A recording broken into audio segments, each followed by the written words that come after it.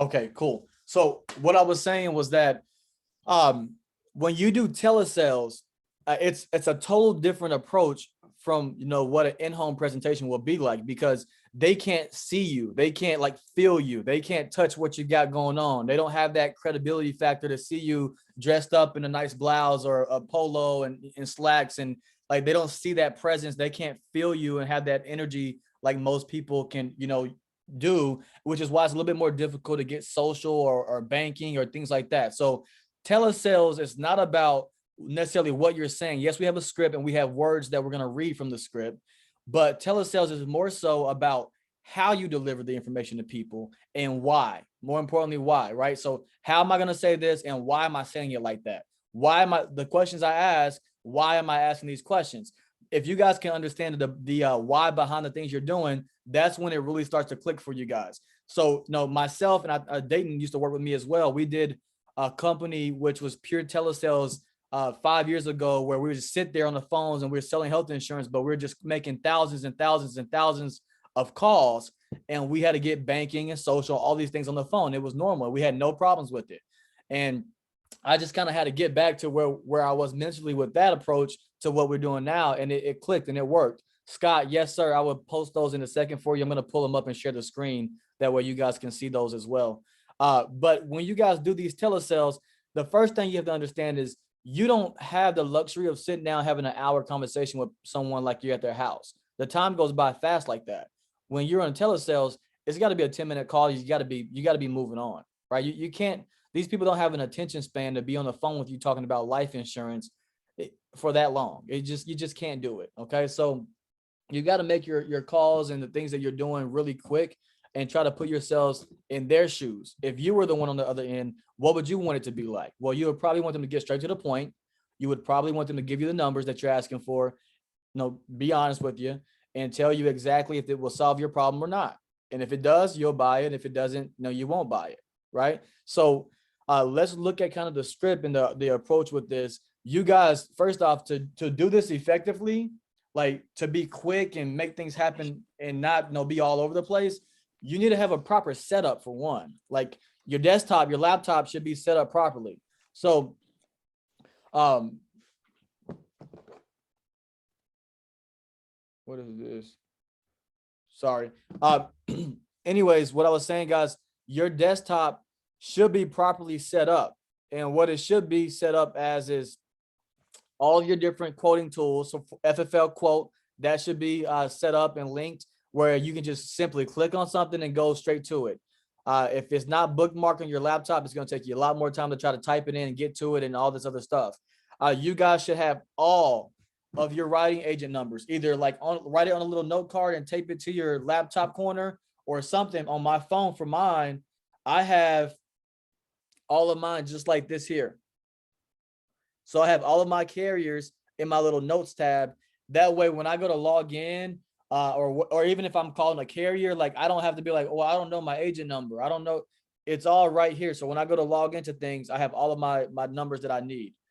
You guys should have written down right in front of you. Either I wouldn't do state license numbers because you're going to have 30 different numbers. I use my national producer's number and it's right on this chart. And I just use that number right there. And you can have that on your phone or have it right there on the corner of your desk with a piece of paper with tape over it. It'll stick to your corner of your laptop and you guys can use it and see all that kind of stuff. So that's the proper setup. Then you want to make sure you have this sheet, which is your in-home sheet. You're going to need this sheet here. The credibility sheet is not necessary. You don't need that anymore if you're doing telesales, but you do need this sheet here. Okay. This is going to be able to get you all the questions you need, which we'll go over in a second. And then on top of that, you just need a piece of paper to write down information on.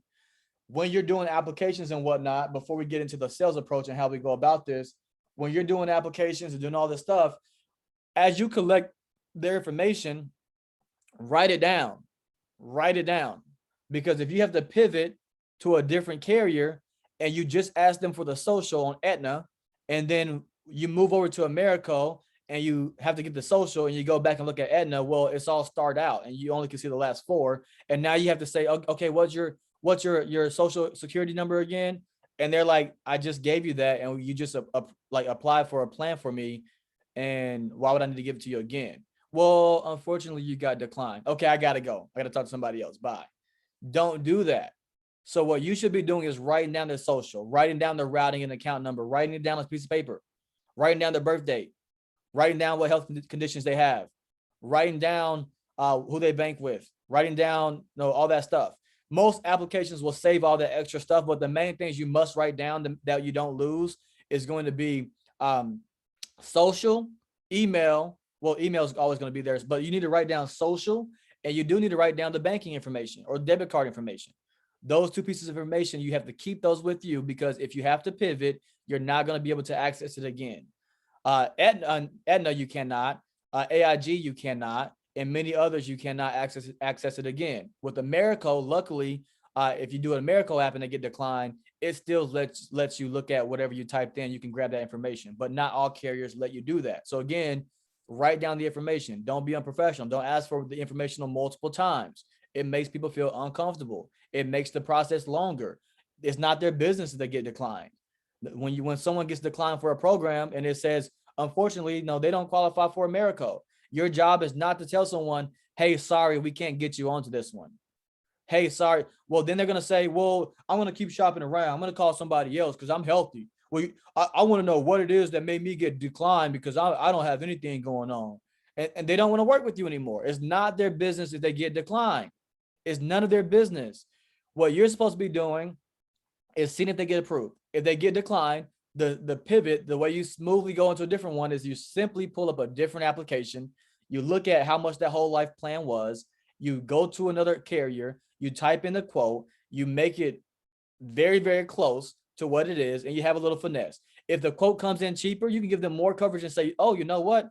I typed in your age and your health, and it came back that they actually gave you more coverage than what I originally told you.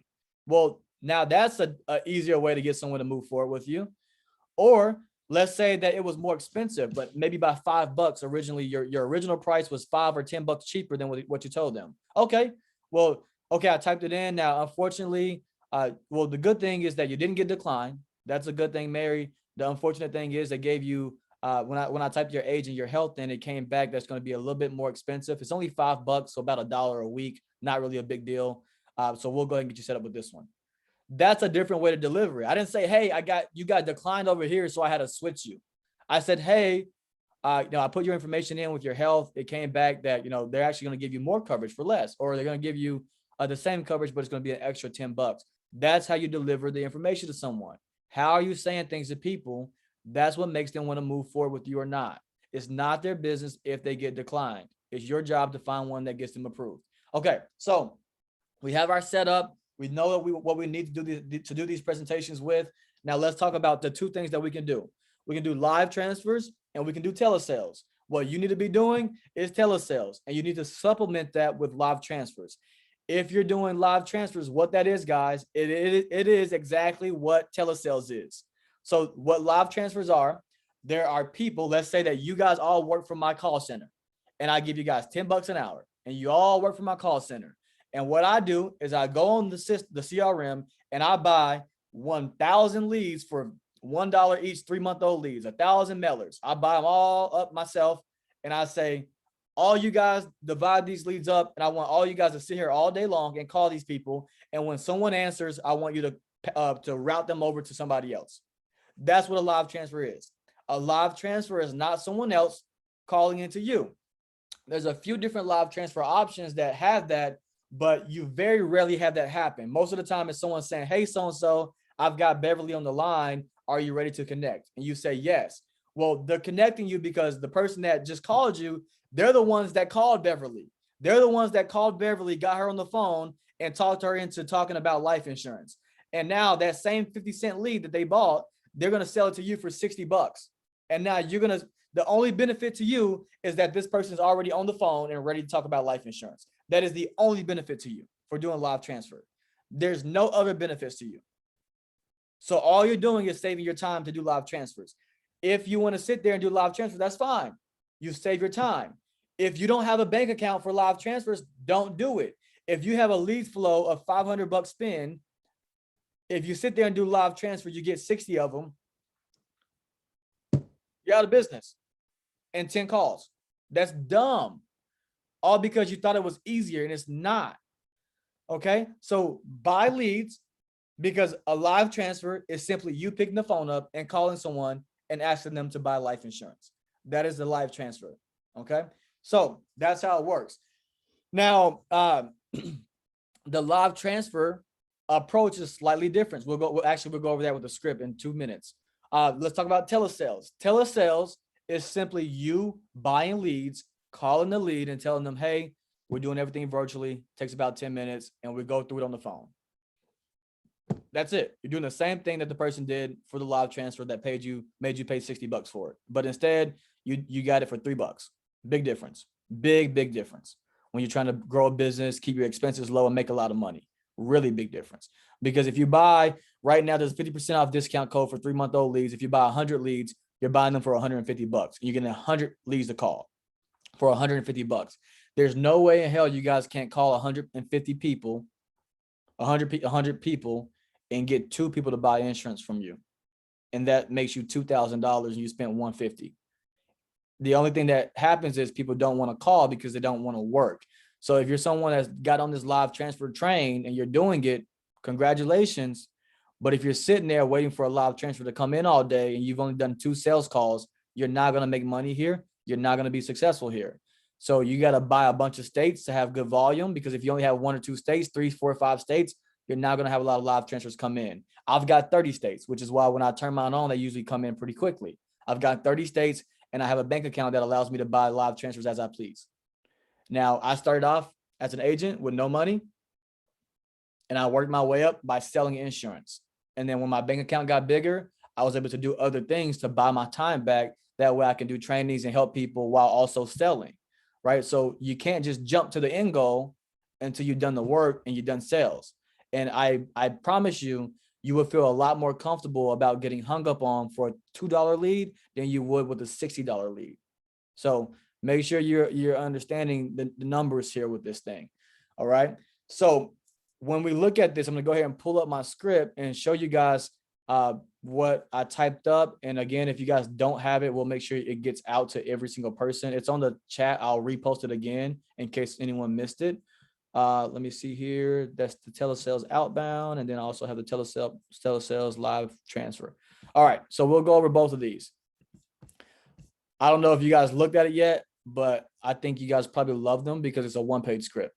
And where I come from, we had a 6-page script, a 2-hour presentation. This is a 1-page script. You read the thing exactly word for word. I gave it out last night. Mel got on this morning, just read it word for word. She stumbled over a few things that she could have cleaned up and it worked. And she got all the way down to the banking, and the lady didn't want to give up the banking on the phone, the account number. Those are things that we can fix with more training on how to handle social and banking. But the script got her to the end goal, which is she got the entire app done without the banking. So it's not hard. Now, I'm going to share you guys the live transfer script first. They're both pretty much identical. And as I read this to you guys, I want you guys to understand why we say what we say and how we say it. If you guys can see this, somebody just put a thumbs up, please. Anybody? Okay, cool. So the introduction with the live transfer. With the live transfer, guys, you don't have to really have this big push on credibility in the very beginning, because guess what? Someone's already contacted them and got them to the point to where they're ready to talk about life insurance. And then when they transfer them over to you, typically the rep is kind of like building you up. When they transfer them over to me, they're like, hey, this is Josh. He's one of the best in our office. He'll be taking over from here now. Boom. So it's kind of like, I'm in the customer service role now. Telesales is outbound direct sales, but with live transfers, it's like a customer service role where I can kind of relax and not be so much like paranoid about them believing who I am, because it's a call center type of vibe now, not where I'm outbounding to them. Okay. So in the very beginning, it's very simple. When you guys answer the phone with live transfers, you have to say, hi, this is Josh. May I ask who I'm speaking with? Because some live transfers are straight to the person calling in. That happens every once in a while. I probably had 3 of those in the last 30 that I had. And sometimes it's someone connecting you, but you don't want to say hello and you expect the lady to say, hey, this is somebody from EverQuote. I've got John on the line. Like, that's a perfect example. But what if you say hello and then someone says, hello. Yeah, this is John. Who is this? Now just you guys are both confused as hell, looking at each other like, what's going on? Because someone's calling in for insurance. Like, think about you guys calling into Progressive for your car insurance, and they saying hello. What? That's just weird, right? So the hi, this is Progressive. How hi, this is so and so with customer service. Hi, how may I direct your call? Like, that's the way you guys have to answer the call. Hey, this is Josh. No, may I ask who I'm speaking with? Okay, perfect. If the operator says, "Hey, Josh, this is so and so with EverQuote. I have John on the line." Now I'm like, okay, cool. I'm doing this thing. Now, if I answer the phone and I say, "Hey, hello, this is Josh. May I ask who I'm speaking with?" Now the person that called in says, "This is John." Okay, hey John, how you doing today? I'll be helping you out. I can go straight into it. It's normal. He knows what he's calling in for, right? But you can't answer the phone and say hello. That doesn't make any sense. So that's the way you answer a phone call. Now, once you answer the phone call, okay, perfect. Now, how you doing today? I'll be helping you out. Now, are you looking to get life insurance set up for just yourself, or is it maybe for a spouse as well? Okay, perfect. So this process is very quick. It only takes about 10 minutes. And that's what they want to hear. They want to know how long it takes. They don't want to be on the phone for 2 hours. Boom, straight to the point.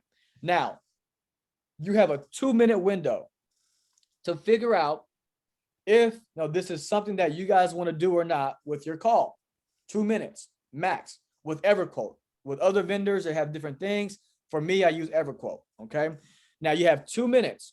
And in this 2 minutes, you have to ask great questions, power questions that will undiscover. It will help you figure out, should I take this call or should I end it? You cannot come on and just say, hey, I want to know if you're ready to do your application and I need your social, banking. Do you have all that stuff? Dude, that's like you going to a car lot to buy a car. You walked into the car lot. They had you go to the financing desk first, fill out all the paperwork, sign it, give them your bank account information, sign on a loan, and then say, okay, now do you want to go view our cars? It doesn't make sense. Like, you can't make someone buy something and give you all this personal information and commit to you when they have never like seen the product. Corey says that happened in Memphis. I never bought a car in Memphis. I wouldn't doubt it. But so it's very simple. Like, you don't want to push someone and like push them away from what you're trying to get them to go do. So you have to ask other questions that can kind of passively get you to undiscover, like get this information out of them without them knowing what you're doing. And you disguise them in these power questions, right? So the questions are things like this, guys. And what you're looking for is you're looking for things that tell you this is a buyer. You want to figure out buyers, I guess buying signals for these people. So the power questions would be a question like, first off, John, are you home and sitting somewhere where you can write these things down, write some numbers down for me? Well, John says, well, this happened to me. This is why I came up with the question. Again, I had to spend money and screw it up to learn how to do it. The John says, I'm actually on the forklift right now. And I was 3 minutes into the conversation. I got charged for it, right? So a power question is, are you freaking home and available to even do this right now? If not, let me get off the phone call and take down your number. I'll end the call within 2 minutes. I'll have a free lead and I'll call you back when you get home from work, right? So again, like being smart, that's a power question.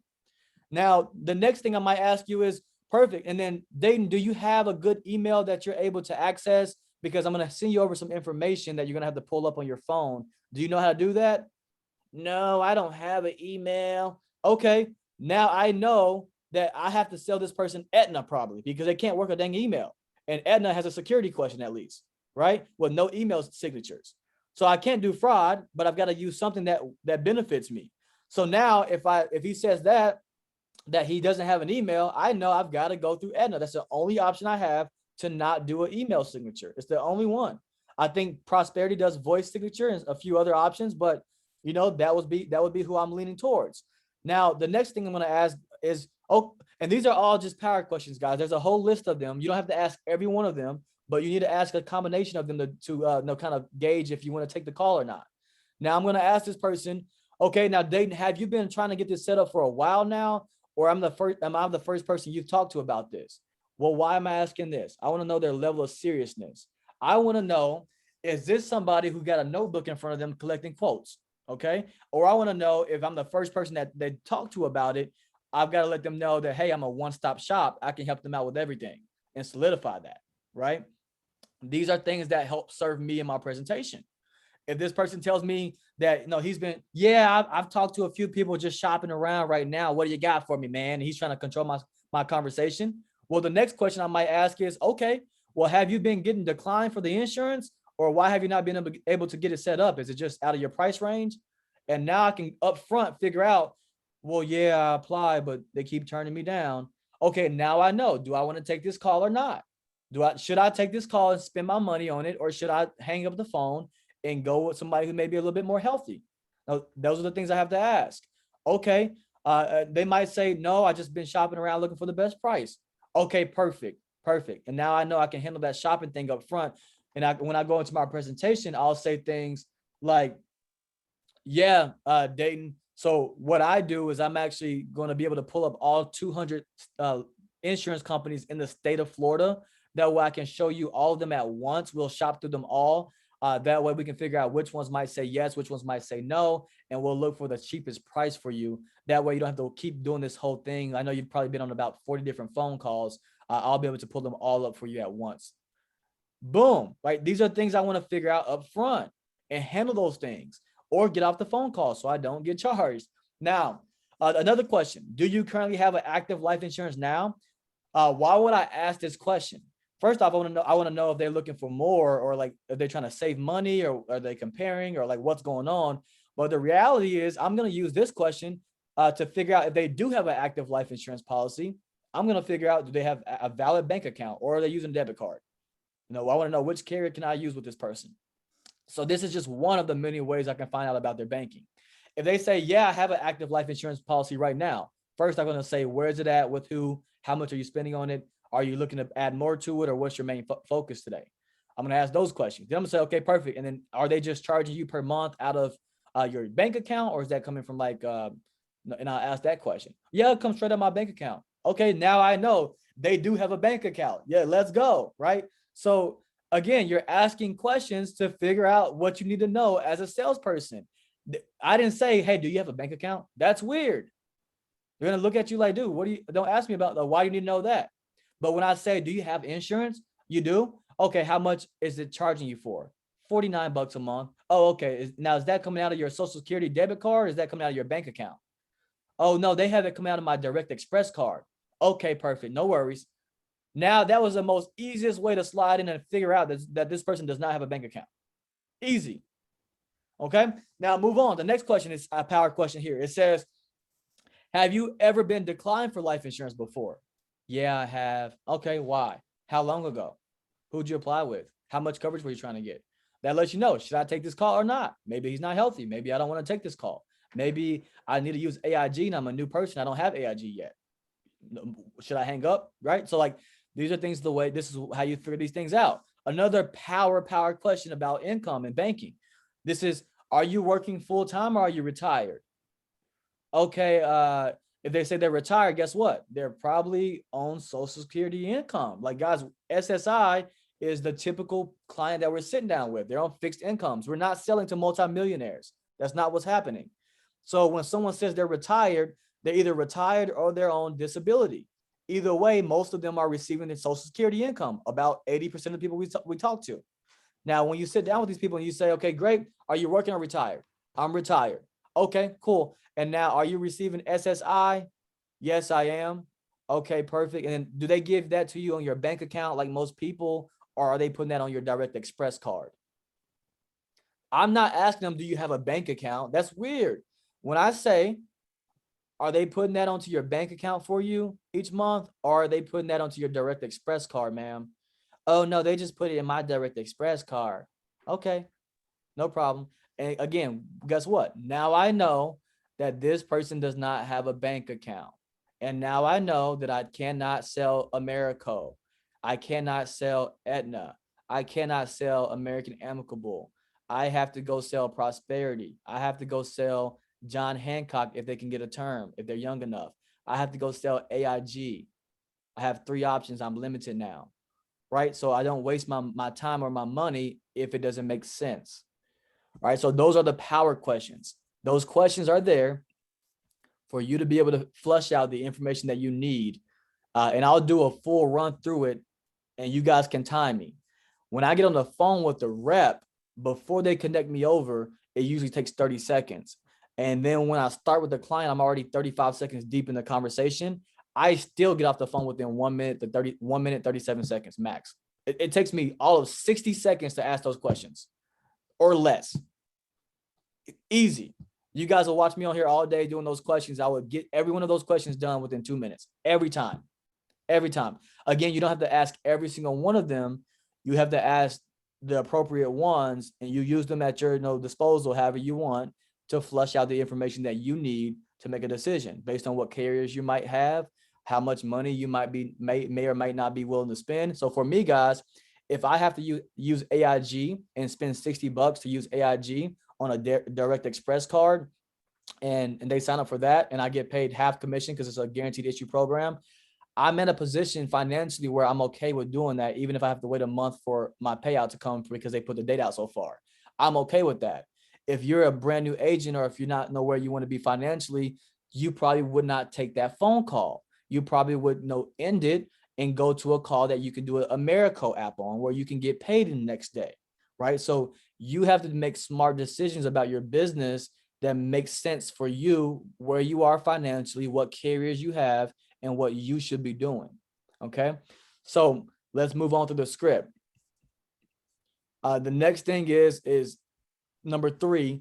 I put it as quote unquote get credibility, but pretty much you're explaining the process. You're not necessarily going to be getting credibility because the credibility is already there. However, what you are going to do is make them feel comfortable with the conversation you're having about their personal information.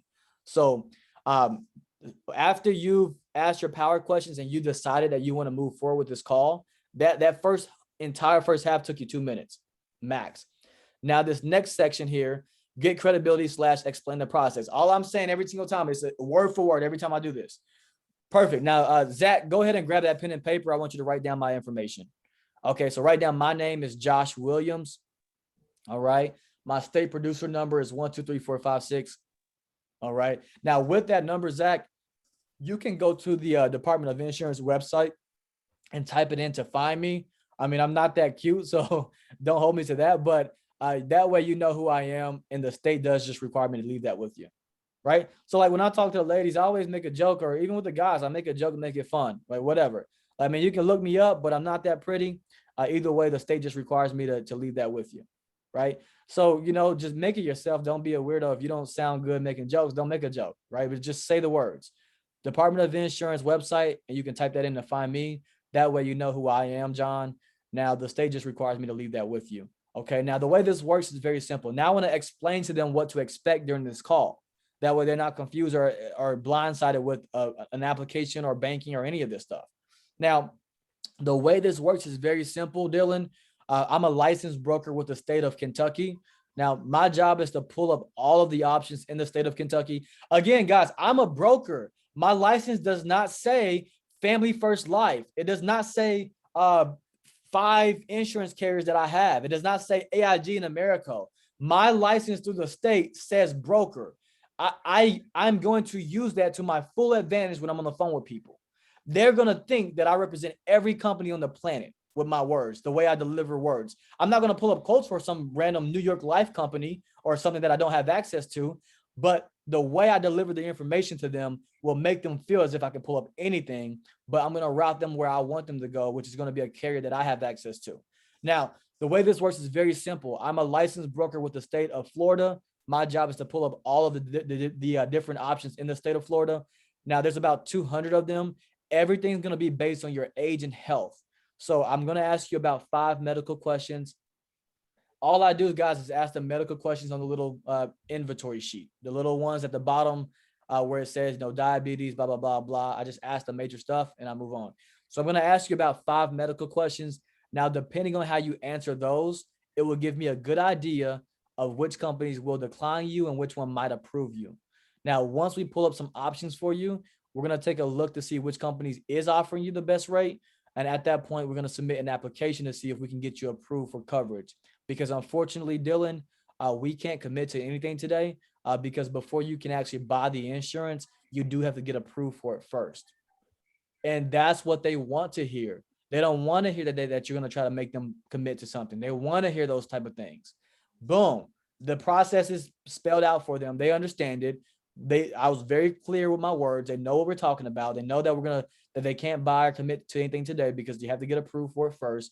And now I'm going to go straight to my medical questions. Okay, John, now just be honest with me about these questions here. Any issues with heart attack or stroke, diabetes or neuropathy, cancer? No. Stents in the heart? No. Any issues at all with high blood pressure? Yeah. Okay. Anything to do with kidney or liver? No. Okay, great. Now, John, look, when we do your application in a second, they're going to pull through all of your medical records to see, if you're actually healthy or not. Is there anything that you can think of that they might find that you haven't told me about, or any medications at all that you think might pop up? No, I mean, just that. I mean, I do have a lower back pain. Okay. Anything else, John? Nothing at all? Okay, cool. I'm done with the medical questions in all of 4 minutes. Very quick, like 4 minutes. I'm not going through all these different things about what is your, I do ask the question of, once I get done asking medical questions, I'll say this. And then it's also, now, John, it's also asking, what is your approximate monthly income? I could care less what their occupation is. I could care less what they're doing for work. Like, I don't care. I ask the medical questions, and the way I figure out how much money I'm going to pitch them per month is once I ask the medical questions, I say one question. Okay, perfect. And then they're also asking, what is your approximate monthly income? I don't say, how much do you make per month? Well, that doesn't matter. I just want the cheapest. No, they are also, I just asked you all these questions. Now they are also asking, what is your approximate monthly income? Just ballpark it. 1,800. Okay, no worries. Now I know like how much insurance I should be pitching to this person. Okay. So boom, I've got down to where I need to be. I'm not asking all these questions about 401ks and all this different stuff. And look, what you guys have to understand is that when you're in the home, we always tell you guys, don't skip anything. Go through everything. Go through the mortgage. Go through this, that, and the other. When you're doing telesales, they will hang up on you. That's not what they're calling in about. They don't care about you asking them questions about 401k and do you have, what's your monthly mortgage? And it's none of your business. This is a 10-minute phone call. Simplify your entire sales pitch. If you've listened to me sell virtually, you see me asking them the close question within 10 minutes. 10 minutes. My shortest one was 8 minutes so far. All of my calls are within 10 to 17 minutes of me asking them to buy, and then obviously you have to do the application, right? But it's that quick, because I'm not going to sit here and ask you, okay, perfect. Let's go through the medical questions. Now, what is your mortgage? Okay. And then what's your house value? All right. And then your name and your occupation, and then age. Now, do you smoke? Okay. And then do you have any IRAs or stuff? Like, that's not what they're calling in for. Leave them alone. Okay.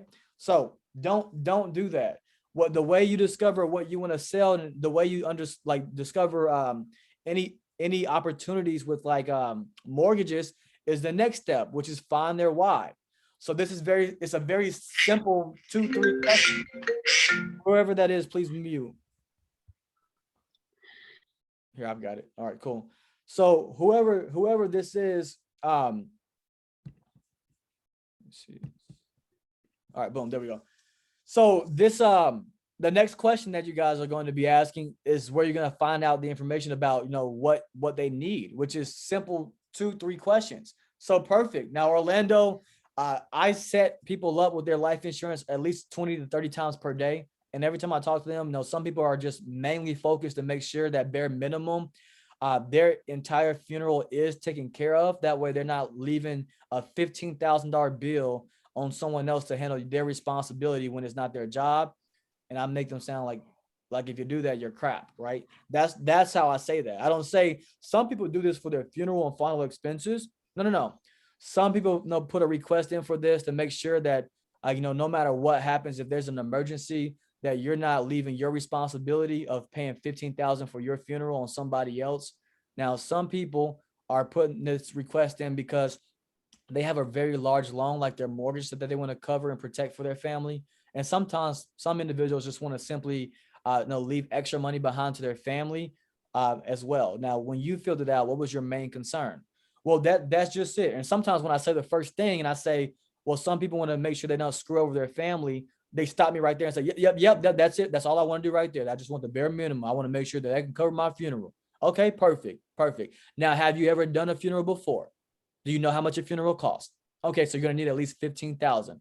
Or if they have a lower income, I might say you're gonna need at least 10,000, because the truth is you can get a funeral done with $10,000. Yes, you can. Okay, so they do need 10 to 15,000 for their funeral though. Okay, and I would pitch these numbers based on, again, what they told me that they've earned in income per month, and I would kind of gauge it based on that. And what I do, guys, is on the script, once I figured out what their why is and that they're trying to cover their funeral, I'll say, okay, perfect. Now, as of right now, who's responsible for your funeral? Is it a spouse or a family member? Who's responsible for doing this stuff for you once that time comes? Well, my daughter is. Okay. Now, does your daughter live local to you? Can she be there pretty quickly to get this stuff done? Well, she lives across the country. She's over in North Carolina. Okay. Now, does she work full time? Have any kids of her own? Yeah. And the way I asked, now, you got any grandbabies? Okay. Okay, cool. So it sounds to me, Vanessa, like the reason you filled it out is because, or the reason you called in today is because you wanted to make sure that, come hell or high water, when something happens to you, you don't have your daughter who has their own responsibility, who lives across the country, that have to try to abandon their job to come over here and come up with $15,000 for your funeral. Is that right, John? Yeah, I don't want to leave anything on my family. It happened to me once with my mom, and it was a tough thing. Okay, yeah, I totally get it. All right. So, John, what I'm going to do for you right now, I'm going to go ahead and put in your information, your age, and your health. It's going to pop up some options for me. Pretty much, I'll look through all 200 companies, and I'll just give you the ones that are the cheapest. Listen to what I just said. What I'm going to do for you is go ahead and pop in your information to the system. I'll look through all 200 companies, and I'll let you know which ones are the cheapest. Get ready to write these things down for me. I keep hitting on this thing of me shopping all options for you. Like, I don't get the I want to shop around thing. I haven't gotten it at all, not one time, because they understand that I am doing the shopping for them. And then even if they ever question me and say, I want to shop around, oh, I'm sorry, I must have confused you. Yeah, so I represent all 200 companies in the state. So if you want to pick a different one, we definitely can. Unfortunately, it's going to be a little bit more expensive though, because when I pulled them up, I just picked the ones that was the cheapest one for you. So, I mean, I can pick a different one if you want. And then I'm like, oh no, this is good. Okay, so what we have to do is see if we can get you approved. Like, right, so it's the way you're saying things to people. You have to understand that. You have to understand how important your words are and the way you deliver them to people. And those small little micro things that those little things you drop in there, they do things to people's brain. Okay, so when you tell someone, okay, perfect, go ahead and grab that pen and paper. I'm going to throw your information into the system. It's going to go through all 200 companies in the state. It'll show me which ones might say yes to you. And it also will show me which ones are, priced in the cheapest to the highest in order. Now they know I'm doing the shopping around. Let's go. Boom. Right. So there we are with the quotes. Now, when we get there and we're going through these quotes, I'm pitching 2 or 3 options. When I pick one, I'm picking the carrier based on a couple things. Does this person have a bank account? And does this person have a valid email and know how to work the email if I decide to use Americo or any of these other carriers? If they're not the most sharp person when it comes to technology, Aetna. If they don't have a bank account, I've got to go Prosperity, John Hancock, or AIG. So you pick the program based on that. If they do have a valid bank account and they do have, know how to work the email, always go through Americo. Always. What you guys have to stop doing is trying to shop on prices, because prices doesn't matter. It's irrelevant. They're going to make a decision to go with who they feel comfortable with and who they feel educated by. That's what they're going to do. I'll sell someone a bigger policy than what they currently have and make them pay more for it because of the things that come out of my mouth. So what you have to do there is pick your program. When you pick your program, stop selling the cheapest thing. Again, they don't buy based on your price. You're going to give them 3 options anyways. You might as well put a crazy high option. You might as well. So when I pitch, depending on where they are financially, I typically pitch the full thing. I know that Americo goes up to 30,000. I'm going to pitch 30,000. I'm not going to not pitch it because that's just one of the options. I have 2 more shots at this thing. So why would I not throw up there the biggest number? Some of you guys don't go, you guys try to do like 30,000, 25,000, 20,000, or you guys go, 20, 15, 10. They're too close. There's not much of a gap there. Like there's no value there, right? So if I want to pitch something, I'm going to make that thing big, 30,000 max the coverage out. Boom, gold program. Hey, and I say, and this is how I have them write it down. I don't say the smallest to biggest. I go the biggest number first, and I only have them write down the face amount, the death benefit amount, 30,000. I don't give them the price for it. I write down the prices for it, but they don't until I tell them to. So go ahead and write this down, John. Write down 30,000. Okay. Under that, and then I pick a different number. I'm on there quoting right now as I'm talking to this guy. I'm quoting and seeing which one's going to cost what. I'm seeing how big of a price drop will it be if I go from 30 to 25. If I don't like that price drop, if it's only like 20, 30 bucks, I'm going to drop. I might keep it the same, or I might drop it more to make it more of a difference. So I might go from 30 to 20. All right, perfect. And then go ahead and write down 20,000, John. And then under that, if I look from 20,000 and let's say 20,000 costs 102 bucks, I'm not going to just jump from 20,000 to 10 and just make it 30, 20, 10. I might as well just go to 15, and 15 might come in at like 79 bucks. I'm not going to drop down to 40 bucks. I'm not going to pitch one for 160 and then pitch one for 40. I'm not doing that.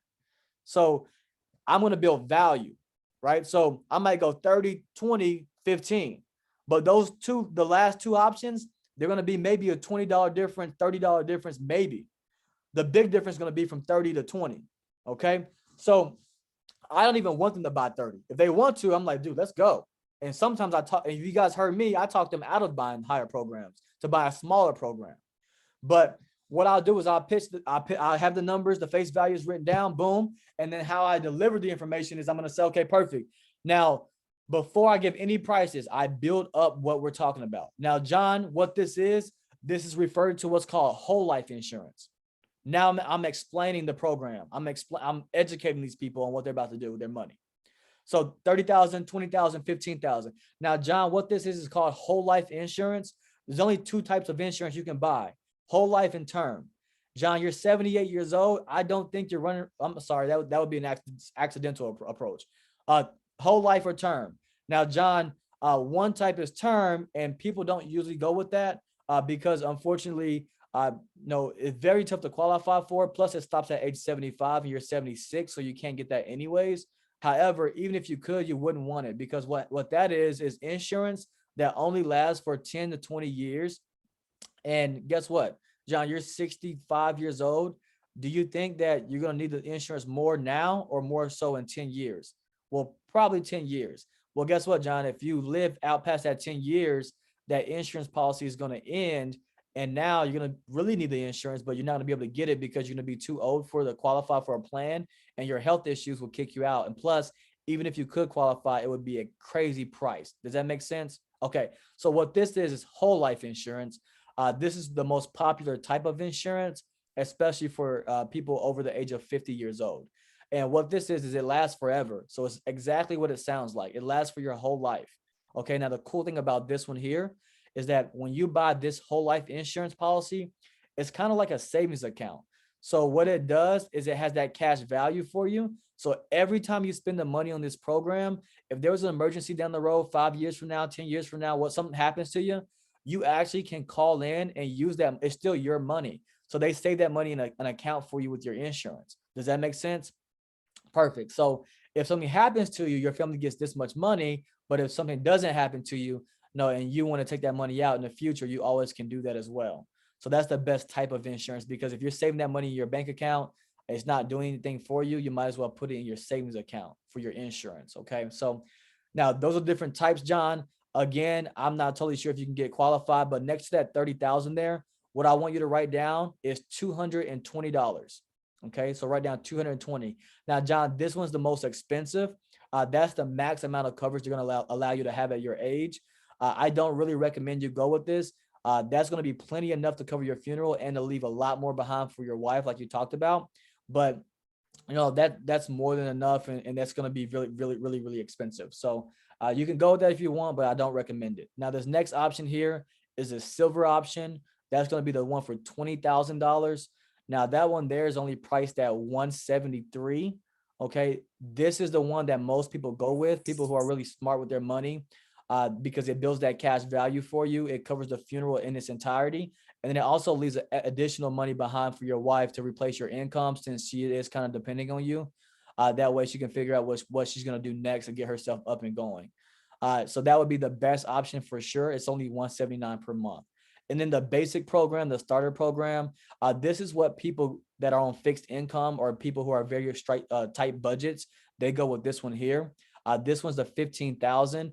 This is built to make sure that no matter what, that you are making sure that someone else is not have to handling your responsibilities and paying for your funeral. That will make sure the funeral gets paid off completely. And that one's only coming in at $99 per month. So that's like $25 a week. So that's why they put that one there. It's really affordable for most people. Now, John, like I said, I'm not sure if you're going to be able to qualify for this or not, but if we can get you approved for it, would you prefer to leave your family with 30,000 or 20,000? I give them two options, and the options I give them are the top two highest options. And most of the time they say silver, the second one. And sometimes they say neither one of those. Can I do the last one? Yeah, you know what? That's what I recommend for most people, just to kind of get started. Now, I don't want to say that, yes, you can have it, because unfortunately you have to qualify for this. And I'm going back to taking it away from them. So I'm pitching three options. I'm maxing one out with high coverage. The second option's a pretty solid, decent price. And the third option is a minimum that I'm usually putting at about 70 to $80 a month minimum. Unless they're doing $800 a month on income, at that point I might pitch them 20, 15, 10. But it just depends. So outside of that, that's how I pitch. Now, when I go to close, when someone says, yeah, I think the 10,000 is going to be fine for me. Well, okay, cool. Like, don't get all hyped up and excited about this and say, okay, we need your banking information. Let's do your application. No. Before you start moving and rolling, you got to take it away from them, right? So when you go to close, it's right here. When you close it down, now, like I said before, unfortunately, I don't make the final decisions, John. The insurance company does that. So we do have to still submit an application to see if you can even qualify for any of these plans. But if you are able to qualify, would you want to leave your family with a $30,000 or $20,000? They say, the 20,000. Okay. Well, what I'll do is I'll try my best to get you approved. The application only takes about 5 minutes. I'll pull that up now. John, have you tested positive for COVID in the last 3 months? Okay. Then go ahead and spell your first name for me. Now, what am I doing here? And you don't have to say COVID. You can say whatever. Have you ever been declined before? No, what you have to do, you just got them to purchase. They're in buyer's mode. They're moving towards making a decision to buy something, and it's uncomfortable for them. So once I get them to commit to something, I pose a question to disrupt the pattern that they're in right now, to say, let me get away from this buying thing and talk about applying and getting approved. So immediately, once I close them down, I'm going to say, okay, perfect. I'll try to get you approved for the 10,000. Takes about 2 minutes, 1 second here. Now, John, you said you've never been declined for insurance before, right? Those type of things disrupts what they're thinking about and moves them back over to, I want things. I want to see if I can get approved for this. So now, John, you said you have not tested positive in the last 3 months for COVID, right? As in, like, if you say yes to this, I'm kicking you out of the program. You can't have it. And now, nope, no, I'm good. Blah, blah, blah, blah, blah, whatever they want to say. Okay, good. Hopefully I'm going to be able to get you through this here. Spell your first name for me, and I'm doing my application.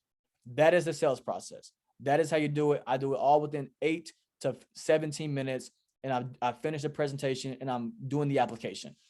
That is the exact same approach. That was a live transfer script. This right here is a telesales script, and guess what? It's the exact same script. The entire thing is the exact same script. The only difference with the telesales script is that your phone is the intro. Though you have to call them to book them first. It's the exact same script though. And what you're going to be doing is, hi, John. Hey, John, this is Josh calling from the Benefits Center here in Bay County. Now, the reason I'm calling is because we did receive the request that you filled out for the online information on the Florida State Life Insurance programs. Now, you list your date of birth as 8/8/95. Is that correct? Okay, perfect. I'll have you off the phone in a sec. I was just calling to let you know that we have processed your request. We're going to be doing everything virtually now, so it only takes about 10 minutes. Go ahead and grab a pen and paper so we can get this out of the way. And then guess what? Perfect. They got the paper. You don't have to have a 2-minute window here because it's your lead. It's your lead. And now you're just saying, okay, perfect. Go ahead and write down my name, my information, get the credibility up front. And now we go to the power questions. The only difference now is they're writing down your information in the beginning instead of the power questions in the beginning. The reason you had the power questions before the other one is because you have 2 minutes. So you got to flush out if you should take the call or not. So it's the exact same script, on both. Okay. So all you have to do is read it. And what you should do if you're in sales and you want to sell at a high level is you should probably get on Zoom and you should probably present in front of people. That way someone can say, hey, you should have said this, or hey, I would have said this, right? Or hey, try this. Or when someone's telling you, I don't want to give out my social, and you're on mute and you're scared because you're selfish and you're thinking about yourself and what's going to happen with yourself and someone else seeing you not close a deal, well, now you can't get help. So now what you know about sales and your your brain, it's going to stay there. It can never grow because you're never going to get input and feedback on what you're doing. And the only reason I'm really good is because I present in front of everybody. And when I'm done, I say, what would you guys would have done with that? How could I have done anything different? Like that's how you get good at sales. And that's how you get everyone trained. And that's how you build a business. If you're a leader, you want to build a business, unmute, turn your camera on and present in front of people. Like that's just how you build a business. So any questions on this virtual approach and what we're doing, we have this hub now where in the past, like everyone wanted to go on these travel trips and train and get into groups with me and Mel and Vanessa and Erica and all these groups that we've been doing these training trips with, where we only could take 10 people or 3, 4, 5 people. And we had to go in the field and do hotels and all this kind of stuff. Where now we have a platform like this where you literally can log on and listen to people make money all day. Now, here's the kicker. If you're logging on and you're just watching everybody make sales and do sales and you're just looking, you're not getting paid for that. So you probably should be calling and dialing too to try to get a presentation done, or else you won't be making any money.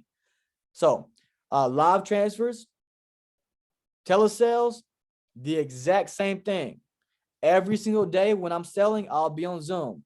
Jonah says you guys are doing, yes, Jonah, that is correct. Every day we're on Zoom, we're selling, we're training, we're trying to get this thing up to a freaking 10 million a month right now, so the best way we can serve people is by doing the job, doing the work, being on Zoom, letting you guys hear us and see us.